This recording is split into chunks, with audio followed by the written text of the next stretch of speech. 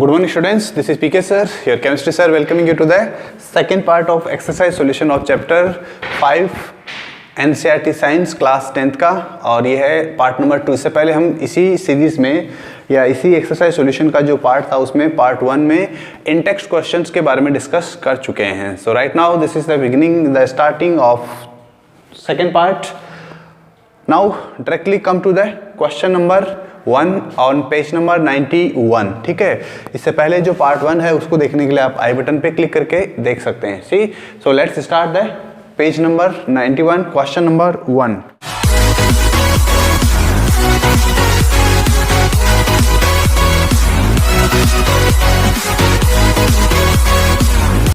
Question number 1 जो है वो एक एमसीक्यू टाइप का क्वेश्चन है। ठीक है, आपको 4 स्टेटमेंट्स गिवन है और उसमें आपसे पूछा है कि कौन सा सही नहीं है। आपको हमेशा याद रखिएगा, क्वेश्चन के अंदर नोट लिखा हुआ है तो उसको अच्छे से अंडरलाइन कर लीजिएगा, because that is important.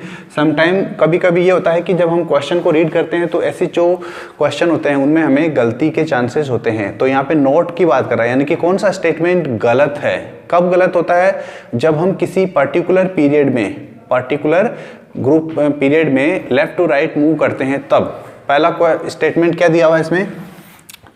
Statement number first जो है वो क्या दिया हुआ है, देखिए स्टेटमेंट फर्स्ट में लिखा हुआ है कि the number of valence electrons increases, sorry first वाला जो है वो है the elements become less metallic in nature. हमें पूछा है गलत, है ना, यानी कि रॉन्ग स्टेटमेंट को आइडेंटिफाई करने के लिए बोला गया है अपने को।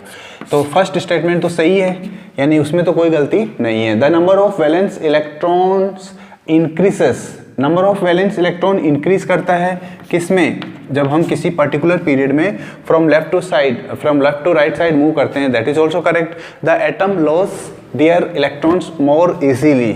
सी स्टेटमेंट देखिए कि जब किसी एक ग्रुप के एक पीरियड के अंदर अगर किसी एटम के चारों तरफ जो इलेक्ट्रॉन्स हैं सेल्स में, अगर वो इंक्रीज करता है, एक ही पीरियड की बात हो रही है यहाँ पे, ठीक है, इट मीन्स वहाँ पर क्या होगा, जो आपका न्यूक्लियस, पॉजिटिव न्यूक्लियस और ये जो इलेक्ट्रॉन है उनके बीच में जो फोर्स ऑफ अट्रैक्शन होता है, फोर्स ऑफ अट्रैक्शन, वो भी क्या होगा, इंक्रीज करेगा। फोर्स ऑफ अट्रैक्शन इंक्रीज करेगा और उसकी बेसिस पे आप कह सकते हैं कि जो इलेक्ट्रॉन को लूज करने का टेंडेंसी है वो डिक्रीज होगा, इंक्रीज नहीं होगा। क्वेश्चन में ऑप्शन में जो दिया हुआ है वो लिख रहा है कि वो इंक्रीज हो रहा है। इजीली का मतलब होता है इंक्रीज करना। इसका मीनिंग क्या हो गया कि सी जो है यहाँ पर गलत है। डी की भी बात कर लेते हैं, सभी ऑप्शंस को चेक करना जरूरी है। Correct. The oxides become more acidic, ये भी सही बात है। जैसे जैसे आप लेफ्ट टू राइट मूव करेंगे तो जो बनने वाले ऑक्साइड्स होंगे उनकी एसिडिक नेचर इंक्रीज होती है। That is correct. So here answer is C. First question का आंसर क्या होगा? सी होगा। ठीक है, क्वेश्चन नंबर 2 की बात करते हैं। क्वेश्चन नंबर 2 की बात करते हैं। क्वेश्चन नंबर 2 में देखिए क्या पूछा है। Element X forms a chloride with formula XCl2। X है और ये X जो है वो इस Cl2 के साथ में बनाता है XCl2। ठीक है, ओके। नेक्स्ट,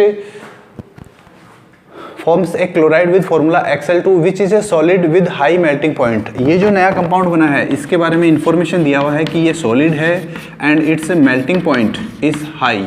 इसका जो मेल्टिंग पॉइंट है वो क्या है, वो ज़्यादा है। Okay, X would most likely be in the same group of the periodic table as. 4 options दिए हुए हैं आपको, यहाँ पर भी ये मल्टीपल चॉइस क्वेश्चन है, ABCD। ठीक है, 4 ऑप्शन में से आपको देखिए फर्स्ट ऑप्शन में दिया है सोडियम, सेकंड ऑप्शन में आपको दिया हुआ है मैग्नीशियम, थर्ड ऑप्शन में दिया है aluminium and then last one is silicon.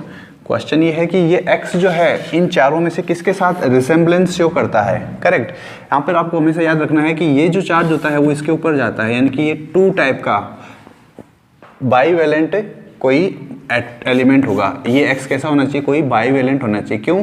क्योंकि Cl के बारे में तो हमें पता है, Cl जो होता है क्लोराइड जो होता है उसके ऊपर माइनस चार्ज होता है।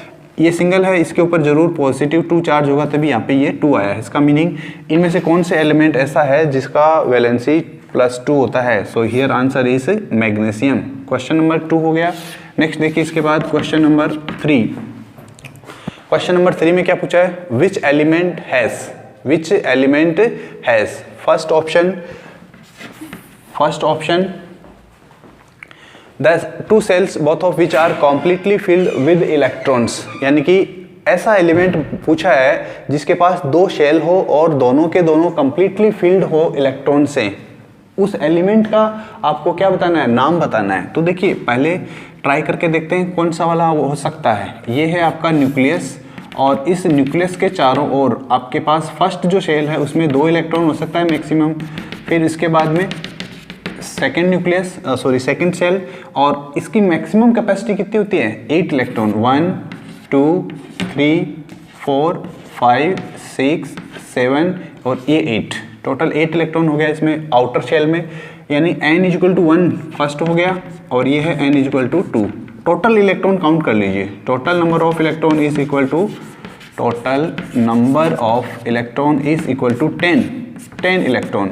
यानी कि इसका मीनिंग क्या हो गया कि ये एलिमेंट कौन सा होगा, ये एलिमेंट होगा जिसके पास 10 इलेक्ट्रॉन होंगे, और 10 इलेक्ट्रॉन अगर एटम है न्यूट्रल तो उस कंडीशन में उस एलिमेंट को हम बोलते हैं neon. So answer is neon, क्योंकि नियॉन का एटॉमिक नंबर होता है 10।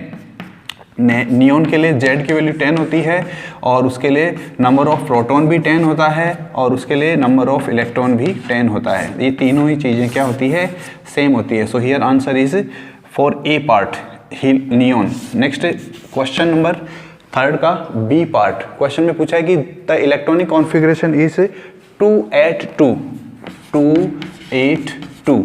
एलिमेंट के बारे में पूछा है इसने कि ये एक एलिमेंट है, इसका electronic configuration in this way. Okay, तो इसमें कैसे करेंगे हम, टोटल काउंट कर लीजिए बस। टोटल कितना इलेक्ट्रॉन आ रहा है, टोटल 12 इलेक्ट्रॉन आ रहा है, 12 इलेक्ट्रॉन, और 12 इलेक्ट्रॉन अगर एक एटम में है तो इसका मतलब ये है कि उसका Z भी क्या होगा, 12 ही होगा। एक ऐसा एलिमेंट बताइए जिसका एटॉमिक नंबर 12 होता है। Answer is magnesium. जब तक आप लोगों को एलिमेंट्स के नाम, उनके सिंबल और उनके एटॉमिक नंबर याद नहीं होंगे, आपको बहुत प्रॉब्लम्स आएगी। सो इसलिए अच्छे से इनको भी याद करना है। A total of 3 shells with 4 electrons in its valence shell. एक और एग्जांपल दिया है, x के बारे में बात कर रहा है कि x क्या होगा, और उसके लिए हिंट क्या दिया हुआ है आपको, ये है इसका फर्स्ट सेल, और उस फर्स्ट सेल के अंदर 2 इलेक्ट्रॉन है। फिर आता है इसका सेकंड सेल, और उस सेकंड सेल के अंदर आपको पता है कितना इलेक्ट्रॉन आता है, टोटल 8 इलेक्ट्रॉन। फिर एक और बात बोला है कि उसके पास थर्ड सेल भी है। थर्ड सेल जो है उसके अंदर उसके पास 4 इलेक्ट्रॉन है। How many electron, 4 electron. Question ये पूछा है कि उस एलिमेंट का नाम क्या होगा। करेक्ट, सिंपल सा है, total number of electron count कर लीजिए बस। Total number of electron, and that is equal to 14 electron. It means Z भी क्या होगा इसका 14, और ऐसा एलिमेंट जिसका Z 14 होता है, जिसका एटॉमिक नंबर 14 होता है, दैट एलिमेंट इज सिलिकॉन। ठीक है, so this is the answer for question number C. Now then question number D देखिए, इसी का क्वेश्चन नंबर 3 का D part. A total of 2 shells with 3 electrons in its valence shell. फिर से ऐसे question के लिए जो आपको दिया हुआ है उसको इन्फॉर्मेशन को कलेक्ट करके और उसको आप डायग्राम की हेल्प से ड्रॉ करके देख लीजिए बस। कह रहा है क्या डी में कि 2 सेल है उसके पास, और उसका जो बाहर वाला सेल है उसमें 3 इलेक्ट्रॉन है। कितना इलेक्ट्रॉन है, 3 इलेक्ट्रॉन। तो टोटल इलेक्ट्रॉन कितना हो गया इसके पास, हाउ मेनी टोटल हो गया 5 इलेक्ट्रॉन। 5 इलेक्ट्रॉन वाला एलिमेंट कौन सा है, x की वैल्यू क्या होगी, x का नाम क्या होगा, boron. So this is the answer for this question, that is 3D। Second D question जो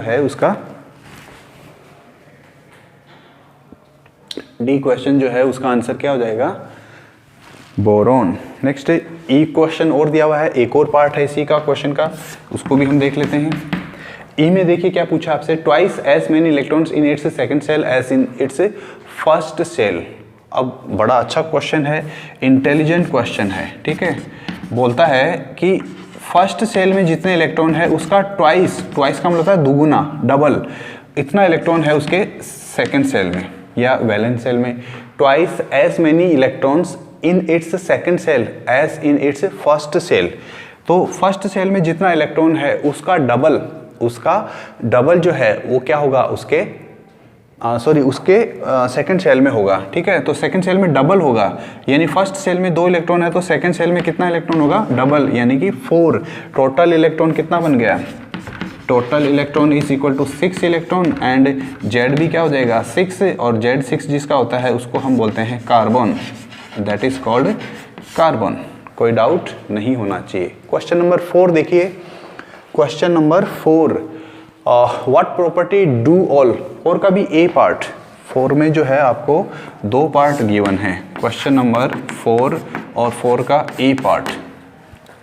देखिए क्या बोलता है क्वेश्चन नंबर 4 और 4 का A part, what property do all elements in the same column of the periodic table as boron have in common, यानी कि boron वाला जो कॉलम है उस कॉलम के अंदर जो बोरोन के पास जैसी चीज़ है, जो प्रॉपर्टी बोरोन में है, क्या वो कौन सी प्रॉपर्टी है जो इसके सभी मेंबर्स के पास में भी होती है, करेक्ट।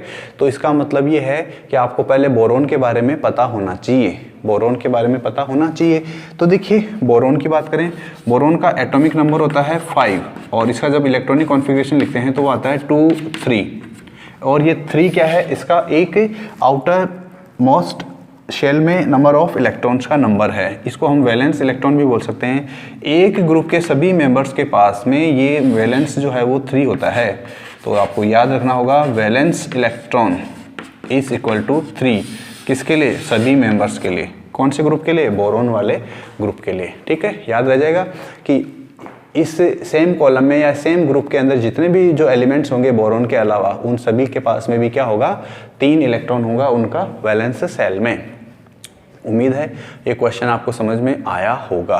क्वेश्चन नंबर बी में क्या पूछा है, what property do all elements in the same column of the periodic table as fluorine have in common, यानी कि बी वाले क्वेश्चन में, क्वेश्चन नंबर 4 का बी जो है उसमें बोला है कि फ्लोरीन वाले ग्रुप की क्या विशेषता है। तो उसमें आपको देखना होगा कि उसका एटॉमिक नंबर होता है 9 और इसके पास आउटर मोस्ट शेल में होता है 7 electron. How many electrons are there, total 7 electrons, ठीक है। अब ये जो आउटर मोस्ट जो शेल होगा, आउटर मोस्ट जो शेल होगा उसके बारे में आपको पता होना चाहिए।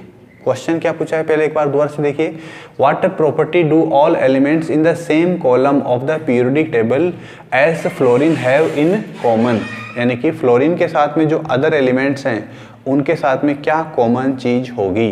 तो जो सभी एलिमेंट्स होंगे उनके वैलेंस सेल में कितने इलेक्ट्रॉन होंगे, यहाँ पे 7 इलेक्ट्रॉन होंगे, बस यही सबसे बड़ी कॉमन बात होगी। Valence electron is equal to 7 सभी में, किसमें, ग्रुप नंबर फ्लोरीन वाले में। ये हो गया इसका आंसर क्वेश्चन नंबर 4 का। क्वेश्चन नंबर 5 देखिए, क्वेश्चन नंबर 5 के लिए आपको क्या बोला है, क्वेश्चन नंबर 5 के लिए बोला है कि an atom has an electronic configuration, एक एटम है, कुछ भी मान ले दीजिए, उसका नाम x दे दिया हमने, है ना, और उसके लिए बोला है कि उसका एटॉमिक इलेक्ट्रॉनिक कॉन्फ़िगरेशन है 287, टोटल इलेक्ट्रॉन इसके पास है 17। ऐड करके देख लीजिए सबको, 2 + 8 + 7 दैट बिकम्स 17। नाउ इस एलिमेंट का, इस एटम का एटॉमिक नंबर कितना होगा, तो आपको याद रखना है जितना उसके पास इलेक्ट्रॉन है, एटम बोला है, आयन नहीं बोला, एटम बोलेगा तो उसका इलेक्ट्रॉन का नंबर, उसका एटॉमिक नंबर और उसका प्रोटॉन का number all are equal, so that is equal to 17। Z क्या हो गया इसका 17, टू विच, ये तो हो गया इसका ए पार्ट, 5th में ए पार्ट, 5th में बी पार्ट और पूछा है कि to which of the following elements would it be chemically similar, यानी कि आपको 4 ऑप्शंस दिए हुए हैं और उनमें से पूछा है कि इनमें से किसके साथ में इसका सिमिलरिटी होगा। ये 5 का बी है।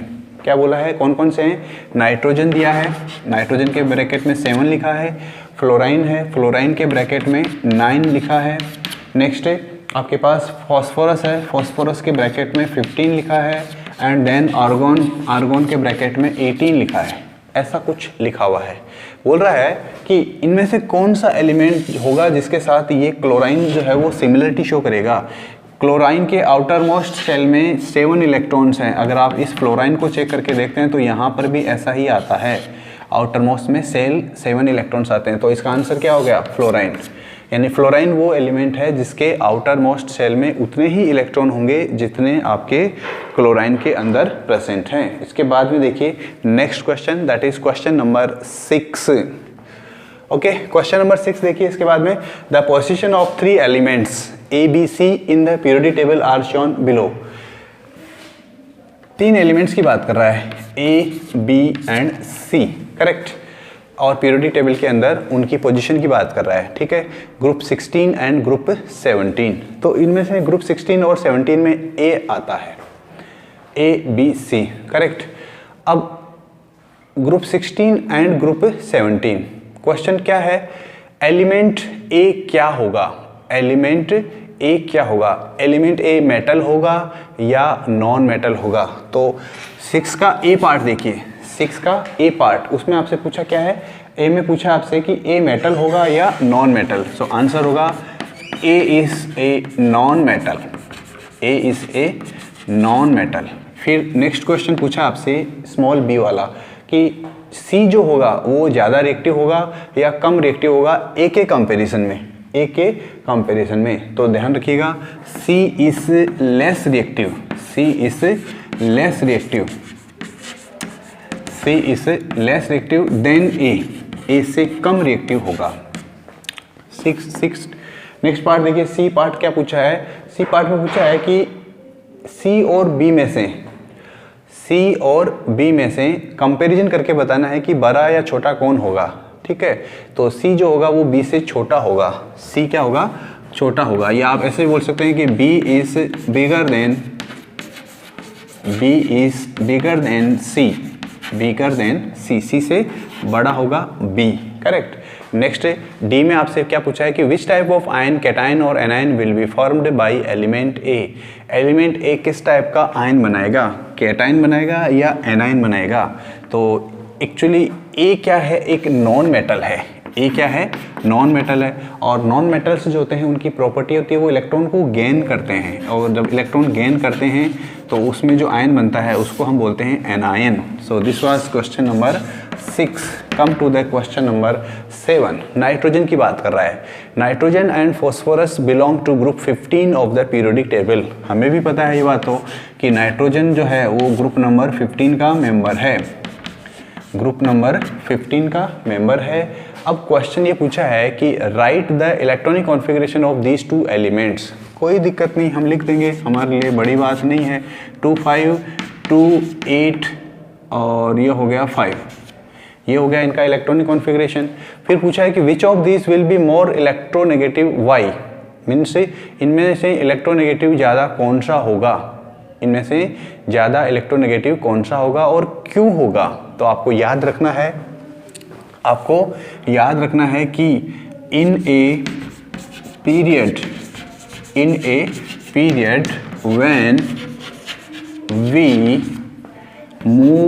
when we move along the period, when we move along the period electronegativity, इसको मैं शॉर्ट में लिख रहा हूँ EN, electronegativity increases and in a group that is down the group का मतलब होता है कि किसी ग्रुप में आप ऊपर से नीचे की तरफ जाते हैं, तो then EN इलेक्ट्रोनेगेटिविटी डिक्रीसेस, ठीक है। अब ये दोनों तो एक ही ग्रुप के मेंबर हैं, एक ही ग्रुप के मेंबर है, और जब एक ही ग्रुप के मेंबर्स की अगर हम बात करते हैं तो इसका मतलब ये होता है कि हम टॉप टू डाउन मूव कर रहे हैं, टॉप टू डाउन मूव कर रहे हैं। और जब टॉप टू डाउन मूव करते हैं तो इलेक्ट्रोनेगेटिविटी क्या होगी, डिक्रीज होगी, यानी कि इसकी ज़्यादा होगी, इसकी कम होगी। नाइट्रोजन की ज़्यादा होगी with respect to phosphorus. Concept थोड़ा सा इंपॉर्टेंट है, because this concept is not discussed in your textbook, ठीक है। इसके बारे में कोई इतना ज़्यादा डिटेल्स नहीं बताया हुआ है, so that's why you have to prepare, you have to remember it for your exam purpose. Now come to the next question number 8। Question number 8। Question number 8 पूछा क्या है, how does the electronic configuration of an atom relate to its position in the modern periodic table. यानी किसी element के, किसी atom के electronic configuration को देखकर, किसी एलिमेंट के इलेक्ट्रॉनिक कॉन्फ़िगरेशन को देख के आप क्या एमपीटी में उसका पोजीशन बता सकते हैं? यस, क्यों नहीं बता सकते हम किसी एलिमेंट के इलेक्ट्रॉनिक कॉन्फ़िगरेशन की हेल्प से। फॉर एग्जांपल एक एलिमेंट है एक्स, अगर हमें उसके आउटर मोस्ट शेल का नंबर पता हो, आउटर मोस्ट शेल अगर मान लीजिए उसका नंबर है n, स्मॉल n, तो ये आउटर मोस्ट शेल का जो ये n नंबर है, यही तो है उसका पीरियड नंबर, यही तो क्या है उसका पीरियड नंबर। पीरियड तो कितना हो गया, nth नंबर का। ओके, अब इसका ग्रुप कौन सा होगा, इसका ग्रुप क्या होगा, तो जितने उसके आउटर मोस्ट शेल में इलेक्ट्रॉन होंगे, या हम दूसरे तरीके से बोल सकते हैं number of valence electron, number of valence electron. ये वैलेंस इलेक्ट्रॉन जो होते हैं वो डिसाइड करते हैं उसका ग्रुप, उसका ग्रुप। करेक्ट। तो आउटर मोस्ट शेल का जो नंबर है वो डिसाइड करेगा उसका पीरियड, और वैलेंस शेल के अंदर जो इलेक्ट्रॉन होता है वो डिसाइड करेगा उसका ग्रुप। इंपॉर्टेंट है, बहुत ही अच्छा क्वेश्चन है। क्वेश्चन नंबर 9, इसको स्टार लगा दीजिए, इंपॉर्टेंट है। ठीक है, और एक ऐसा ही क्वेश्चन था, ये भी इंपॉर्टेंट है, स्टार लगा दीजिए। ठीक है, बाकी तो इजी है अभी तक। क्वेश्चन नंबर 9 देखिए, इन the modern periodic table empty calcium is surrounded by elements with atomic number 12, 19, 21 and 32। ठीक है, ये है आपका कैल्शियम। कैल्शियम के बारे में बोल रहा है कि ये 20 है, कैल्शियम का एटॉमिक नंबर 20 होता है, हमें पता है। इसके चारों तरफ कुछ एलिमेंट्स की ये बात कर रहा है कि इसके चारों तरफ एलिमेंट्स है, एक 12 नंबर का और एक एलिमेंट है इसके चारों तरफ 19 नंबर का, एक है इसके चारों तरफ 21 नंबर का एलिमेंट, और एक है इसके चारों तरफ 38 एलिमेंट, 38 एटॉमिक नंबर का एलिमेंट।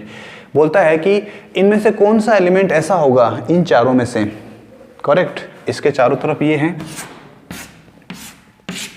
बोलता है कि इन चारों में से कौन सा होगा जिसकी प्रॉपर्टी कैल्शियम के जैसी होगी, जिसकी प्रॉपर्टी कैल्शियम के जैसी होगी, कैल्शियम के सेम उसकी प्रॉपर्टीज होगी। कैल्शियम का इलेक्ट्रॉनिक कॉन्फ़िगरेशन लिख के देखना पड़ेगा हमें। कैल्शियम का इलेक्ट्रॉनिक कॉन्फ़िगरेशन लिखते हैं तो 20 है, और इसको हम ऐसे लिखते हैं 2882।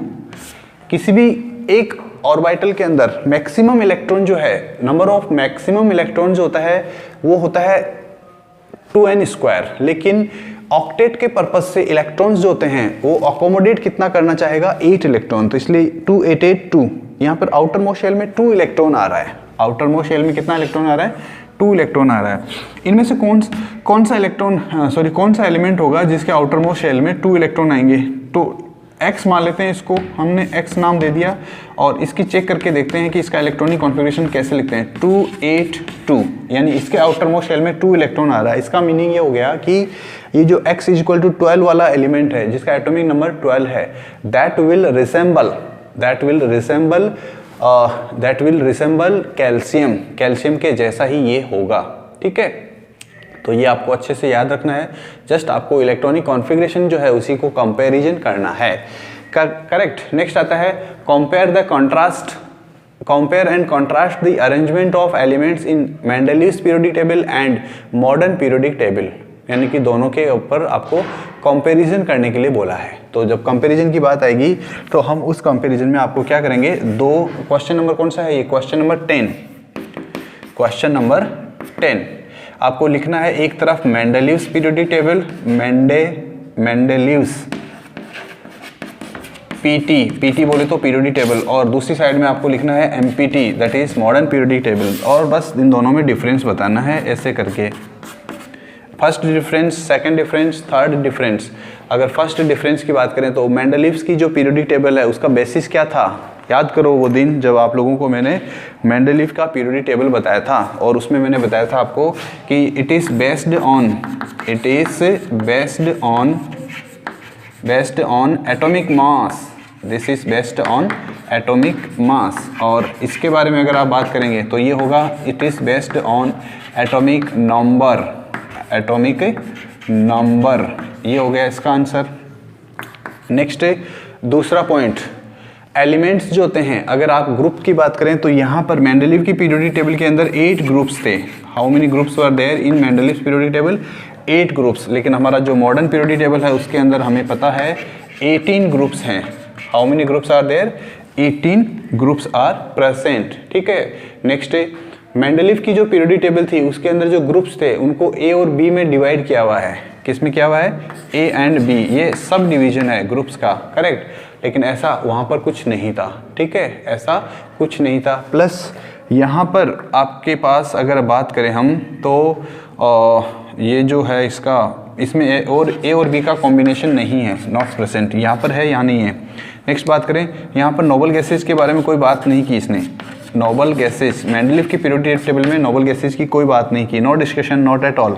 But here noble gases exist. Next आता है इसके बाद में आइसोटोप की बात। यहाँ पर आइसोटोप का कोई कॉन्सेप्ट ही नहीं होता है, आइसोटोप्स का कोई कॉन्सेप्ट नहीं होता है। हाँ, अगर आइसोटोप डिस्कवर हो जाते हैं तो yes they could get a separate position in Mendeleev's periodic table.